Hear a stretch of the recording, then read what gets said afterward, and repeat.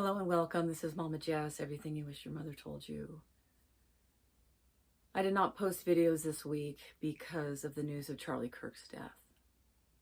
It threw me immediately into a state of heavy mourning. And as I was experiencing the symptoms that I know so well, because I was widowed many years ago and I had been through the loss of young people and the suddenness of it, that I'm very familiar and I understand the jarring nature of it. And so I felt that it would be timely for me to make a video to help you understand what you might be feeling and thinking, and the strange behaviors, the unfamiliar waters of being in a state of heavy grief like this. I am very well versed in grief, and so it's very easy for me to go immediately into sobbing when I hear sad news. I used to be numb. I would be in shock for a long time. I would wander around and I didn't know how to sit still. I didn't know what I was feeling. Feeling was not something that I was familiar with when it came to feeling sad feelings. And the unbearable feelings of a sudden death, because that does feel like the force of a physical blow and it takes your breath away. Because this kind of news is so shocking, it takes a while for the brain to compute what's happening. So new information is going in and the brain is saying, no, I'm used to this person being alive. I'm used to speaking of them in the present tense. I'm used to planning the next time I'm going to see them or listen to them on a podcast. So the brain is very resistant to the new information, saying, no, this can't be, I don't believe it, that's not possible. That's really where the initial stages of shock and denial are very strong. And of course, because there's so much misinformation and fake news, and now this new AI fabrication happening, a lot of us don't even know what's actually real when we hear it online, especially. But of course, as more people learn the facts and that spreads, then we know for certain that this did happen. And so you'll see that your brain is adapting. It's taking in new information and it is consuming an enormous amount of fuel. It is consuming a huge amount of glucose and electrolyte salts and water, simply by just the overworking of it, trying to compute. Because what it's feeling at this point is it will be saying, this is unthinkable, this is incomprehensible, this is impossible, this is unbelievable. And this is where it's now, it's needing to confront, and it's working overtime, like, whoa. So it's just, the gears are working super fast. And you will notice that in symptoms in your body. You might feel very anxious. Your heart rate is increased and you're in a state of almost a fight or flight, where a lot of adrenaline is pumping. There's a certain excitement to the nervous system, not in a good way. It's merely being stimulated and overworked. And when it's overworked for a long period of time, you will start noticing perhaps you're going to be feeling dizzy and faint. Your eyes might not be seeing clearly. You're not going to be able to think. You'll be kind of like squinting, like, I can't remember. So you're going to be forgetful. Your memory is threadbare, and you'll be forgetting your keys over and over again, or why you walked into a room. You'll definitely forget to eat. You'll forget to drink, especially when you'll drink fluids, water, because you are probably frantically trying to find out more information about what happened. There is a need for us as human beings to understand the why of something and to feel connected to others who are trying to understand what happened. And I think that's a merciful state of activity, rather than just acknowledge this person is gone and they're not coming back. And then you have to go through the mind's processing of realizing all the things it lost in losing this person. So the interesting thing about losing someone is that you also will simultaneously feel lost and disoriented and frightened. You could feel very angry. I listened to quite a few podcasters who are very enraged at what happened. And that is very common. It actually feels better to feel angry than it does to feel the despair of the sorrow of knowing this person is gone. We will never see them again. We will never hear them speak again. Because that takes a while to get to that state of acceptance. So just know your brain is overworked. You will need to be intentional about remembering, like, I need to eat something right now. I need it. And if you've lost your appetite, at least try to drink some salted water, drink some kind of electrolyte drink, milk, a little bit of yogurt, just anything. Even if you feel like you don't want to put it in your mouth, you need to get a little bit. Like, I would have people around me when my husband died, like, drink this little bit of orange juice. And I just like, okay. But those things sustained me. And I learned over time that if you don't support your brain, it starts burning out. And you will feel more panic, because the brain will panic when it's not getting what it needs, because it's a very important organ of our survival. So remember to drink fluid if possible, with electrolytes to help your brain process this enormous amount of information so it's working overtime. Also know your appetite might be affected. Because your brain is attached to your nervous system, your nerves can do all kinds of funny things. Of course, nausea, dizziness, fainting. You might feel numbness, tingling, itching, difficulty breathing. So you might want to get outside, take a walk, get fresh air, breathe deeply to slow down that overstimulation of your nervous system. Because again, as all that information is going to your brain, it's overworking your nervous system. You might find changes in your ability to go to the bathroom. You might go to the bathroom a lot or not at all. And when it comes to sleeping, you might find that you are exhausted and you can hardly get out of bed. Or you might find that you can't sleep, that you got insomnia. You might have nightmares and flashbacks of images that you saw. So there's a lot of physical symptoms that come out when our soul has taken a blow. So that is normal, and not to be afraid. I've known cases of women who've lost their children that they would go into full-blown panic attacks and need to go to the hospital because they could not accept the news that this was it. And so the body is completely undone and frantic to try to find what it lost.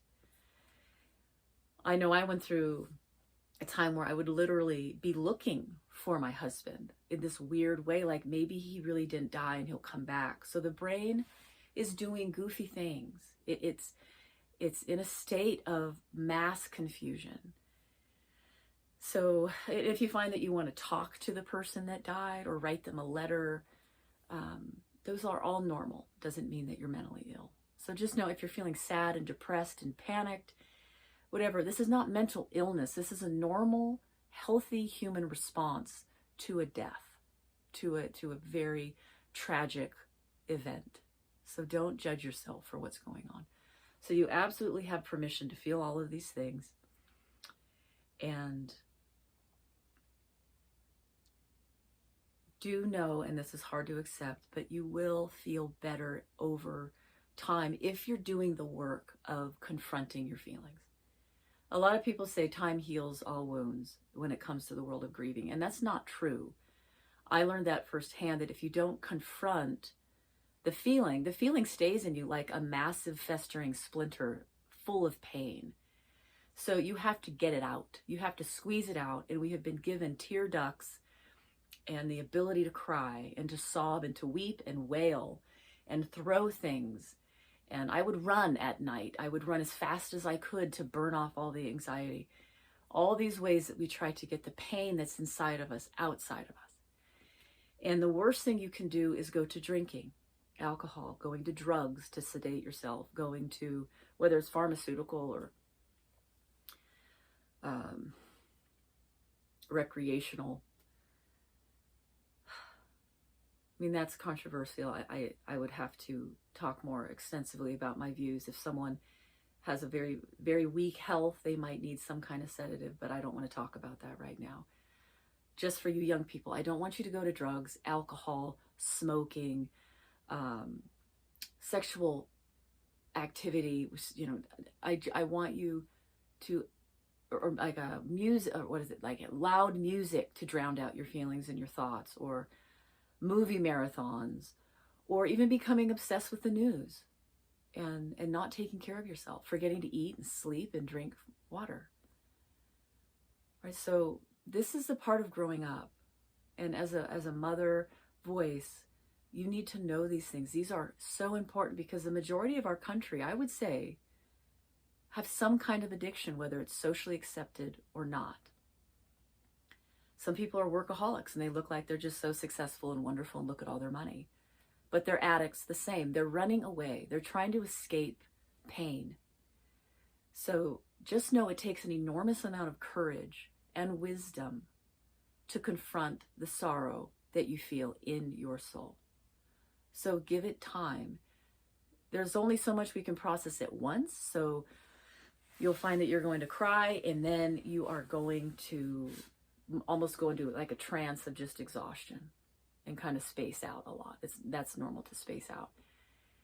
And then you might try to engage in an activity of the day that you need to get done, your responsibilities, and then you're going to cry again. And you're not going to know when it's going to hit you. It's going to come at all kinds of times and night and day and long and short intervals. So just expect these things. And this is normal and this is healthy, and I want to encourage you to tackle it. Just like Charlie Kirk wants us to really tackle our goals and our dreams and fight for what is good and true. This is worth fighting for. Learning how to confront the terrain of your soul, your thoughts and your feelings. Confront reality on its terms, not trying to control everything and everyone to keep the world from being full of trouble and suffering. There is wisdom that knows how to mitigate a certain amount of suffering, but there's wisdom also that discerns and knows when to simply surrender to the sorrow and accept that this is how it is and I have to feel it. So of course we're working on developing your discernment, and we develop that skill of discernment of knowing what to do when through experience.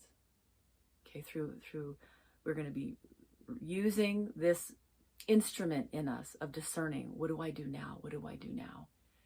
And learning how to best operate to bring out the most optimal result. And when you're dealing with grief, the most optimal result is that you feel your feelings, you cry. If you have to cry to where you're almost throwing up and you're on the floor and you can't see and you're exhausted, that is successful in the world of grieving because you're getting it out.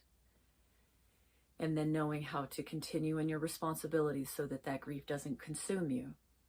And you'll know. But I know this last week I have been moving very slowly, thinking slowly, talking slowly, having to lay down multiple times because it's too much for my system. And now that I'm older, I don't have as much energy, so I feel much more fatigued than I did 25 years ago when I was first going through grief. I was actually running all the time and working out extensively to burn off my anxiety. But that was also a way that I was escaping from my pain because I did not know how to do it. I did not have anyone show me how to do it or tell me what it was going to be like. All right. So I'm very proud of you for watching this video and wanting to learn how to mourn. And I hope that you can add to this toolbox. It's a very important skill set that you need to have. This will keep you from addiction and physical, actually there's a lot of physical disease that can come through suppressing your emotions.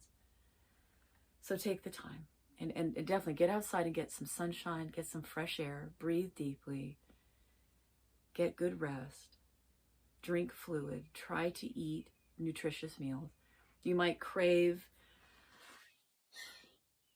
things that constrict the nervous system, the circulatory system, which would be like coffee, sugar, salt, and chocolate. Those things actually help constrict when we're stressed out, and our blood pressure sometimes can go too low. I've learned that. So sometimes our blood pressure is high, sometimes it's low. But if you're craving salt and sweet and chocolate, it's because your body is wanting to constrict and get that blood up to your brain. It makes us feel better when our blood vessels constrict. Of course, you don't want to do it for a long, long, long time, but there can be a certain benefit. So don't berate yourself if you're having more chocolate and, chips because you're craving salt. It's very normal to do that. But continue to move in the direction of regaining your balance in your body, in your soul.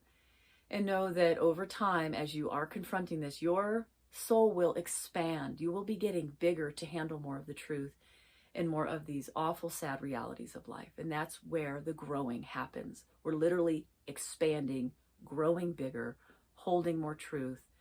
We can handle more. We can handle more adversity. And we don't collapse in fear and terror. But in the meantime, no, it's normal. I don't want to forget to say that if you're, and I can't remember if I said this, but you might be dealing with insomnia, nightmares, and fear of the dark, even as an older person. That happens when we're exposed to death and the fear of death. And so I encourage you, when you are so frightened and crying, to pray. Even if you feel like you're praying to, the air or just an invisible who's there, I don't even know, if you don't believe in God. If you do believe in God, pray fervently and cry out in your despair, and God hears you. And I know people are mocking the prayers, like, oh, you're my thoughts and prayers. But those people don't know anything about prayer. They clearly don't know God. And so don't listen to them. Don't be ashamed of your pursuit of praying, because that is actually one of the most important aspects of our existence, is to be in connection with our Creator. And that's how we do it, through prayer. So you just talk, dear God, I'm scared. Dear God, I need help. You can be crying, you can be angry, you can be whatever you need to be. And that can be a part of your mourning also, and questioning, God, why did this happen? And I'm angry, and I don't like this, and I can't do this. Life is too much for me. And He can handle all of it. So keep going and keep growing, and I care for you, and I'm proud of you. And you will get through this. We will all get through this, and my hope is that it will make us better people, more compassionate and wise and bold to fight for the freedoms that our forefathers fought for us. All right, thank you for your time, and I will talk with you soon. Bye-bye.